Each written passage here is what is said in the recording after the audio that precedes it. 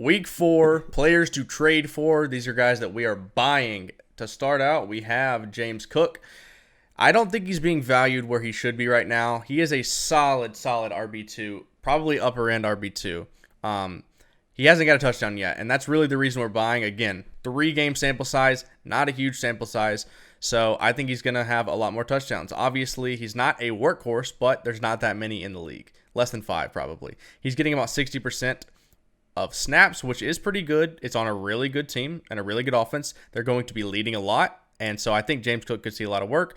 Also has a lot of pass catching ability. He just really got everything. Obviously, he will get vultured at the goal line, and we haven't seen him score yet. But when he does, you're not really going to be able to buy him at that point. I still value him as like a top 30 overall player in fantasy right now. Yep. Next up is going to be the 2 running backs that are currently playing in Thursday night. It's going to be Jahmyr Gibbs and Aaron Jones. Jahmyr Gibbs owners, as of halftime right now, are probably going to be pretty upset. This is now the 4th week, and he's been disappointing for 4 weeks in a row, unless something changes in the second half. But game script, they're down. Doesn't look like that's going to happen. So a lot of panicking people on Jahmyr Gibbs. I'm still buying low. He's a rookie. I do think they'll figure it out. Since they're playing on Thursday, they have another 10-day break. I think they can put a game plan in place. I just think they'll figure it out. He's too talented of a player not to. Aaron Jones, we knew he was going to be kind of on a pitch count tonight because coming off the hamstring injury. Now that the game script is kind of it's 27-3 at halftime. So they may just rest him even more in the second half just to make sure he's fully healthy for next week. But fantasy owners that have recency bias may see these terrible games for Aaron Jones. He got hurt, he missed a game, and now he's had a dud of a game. They might just be ready to cut bait. If you could swoop in with like an Alexander Madison plus a bench receiver or something like that, someone along those lines, Miles Sanders and a bench receiver, something like that, to upgrade to Aaron Jones, that's certainly a move I would make.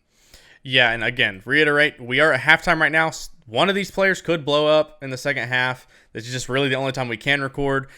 If they did, you might not be able to buy them anymore. But as of now, they're not having great games. And for Jahmyr Gibbs, it's really been a slow start. And slower than I would have hoped for sure. I thought, as early of a pick as he was and having the pass catching ability that he does, I thought they could work him in a little earlier. But he still looks good when I watch him play. And I still believe in the talent. And we've seen this so many times with rookies where people give up too early, and in the second half of the year, he wins people their league.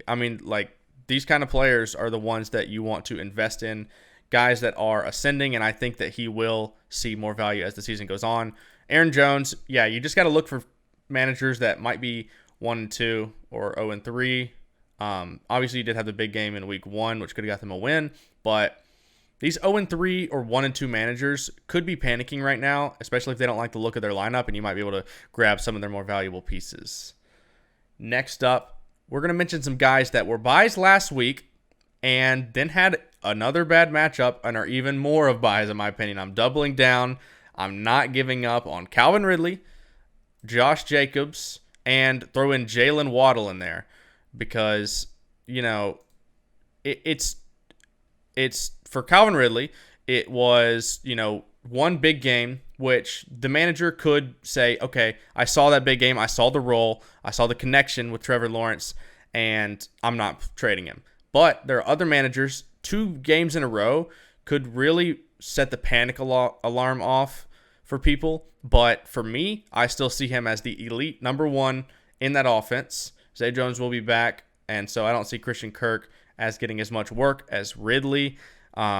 There's been a lot of misconnections, a lot of sideline catches that have just been dropped where, he could have a lot better games if he comes down with those. And it's not like he looks like an awful receiver for those drops. They're really close, like I said, into the sideline, like back of the end zone catches that are just not fully connecting, or he bobbles them a little bit. Still looks like a great receiver to me. Obviously the alpha on that team, and I think Trevor Lawrence will bounce back in a decent way. And then the other guys, Josh Jacobs and Jaylen Waddle, I still believe in these guys. Jaylen Waddle especially, I've seen some people say that they are sort of worried about Jaylen Waddle. They see what Tyreek Hill's doing. They see what the running backs on the Dolphins are doing.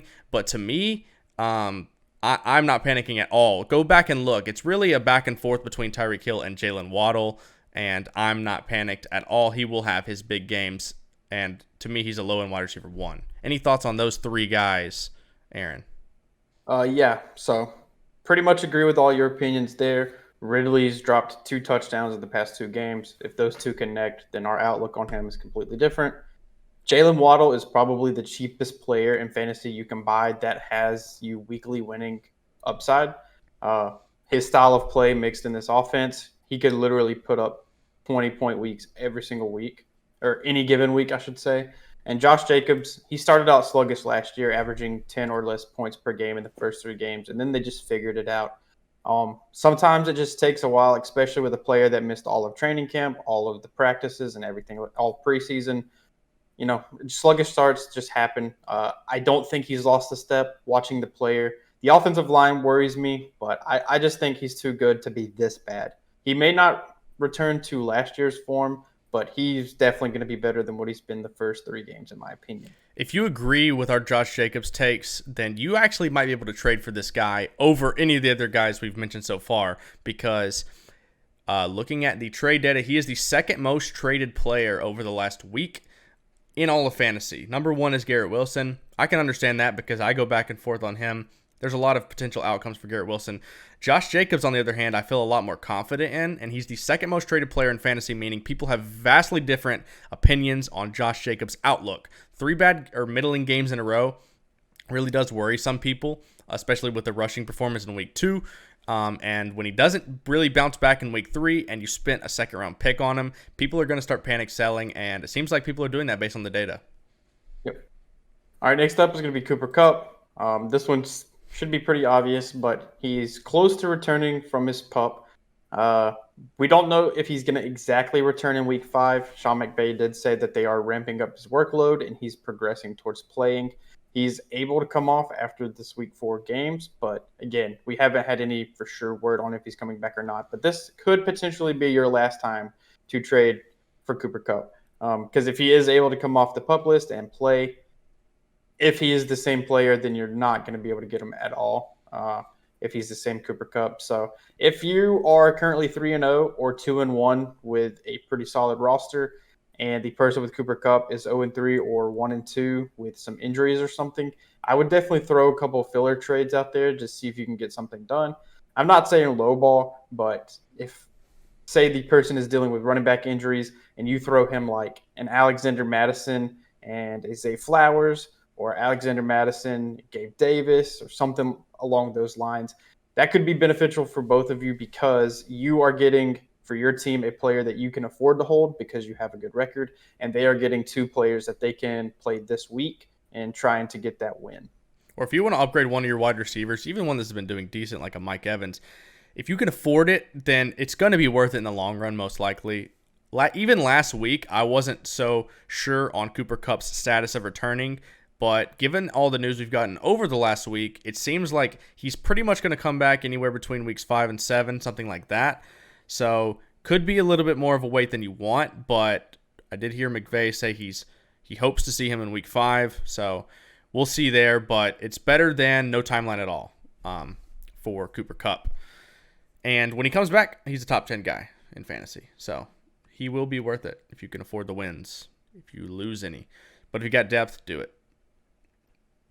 Next up, Mark Andrews has been disappointing, the tight end 11 this year, and he was drafted with a pretty early pick, so managers might be really disappointed in Mark Andrews. Obviously missed the first week, did have a good week and a bad week. So, the tight end situation is pretty dire to me.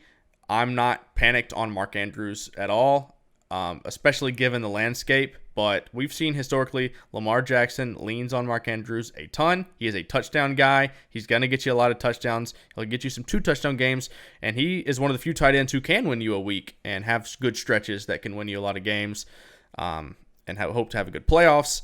Obviously, if you have one of these mid-range tight ends and you are able to upgrade to Mark Andrews, to me, that's what I'm looking to do. It's Kelsey, it's Mark Andrews, and it's Hawkinson. You can order Hawkinson or Andrews however you want, but to me, there's a significant fall off. If you're able to, package Kittle off of a big game to get him, or even Laporta, I would make that move to try to get Andrews.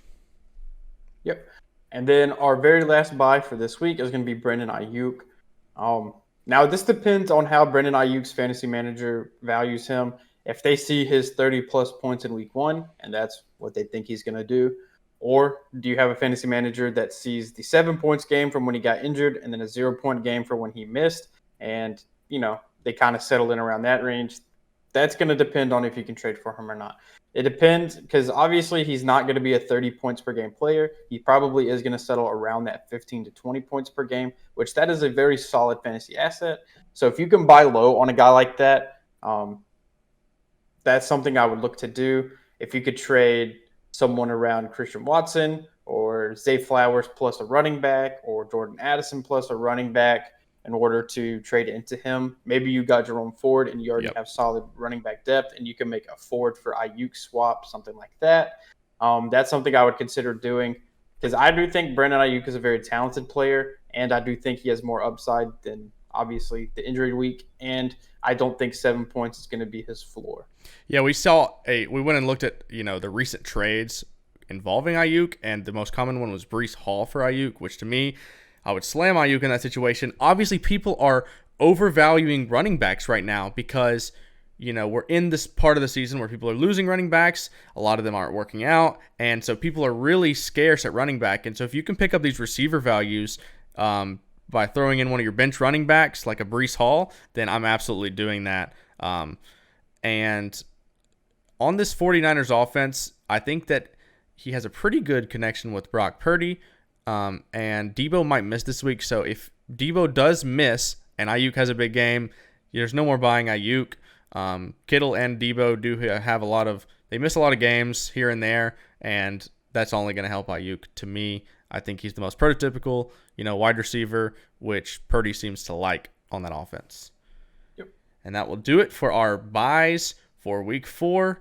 If you guys enjoyed the content, consider subscribing. We'd really appreciate it. On the road to 1,000 subscribers. Anyways, we've been the Fantasy Bros, and we're out.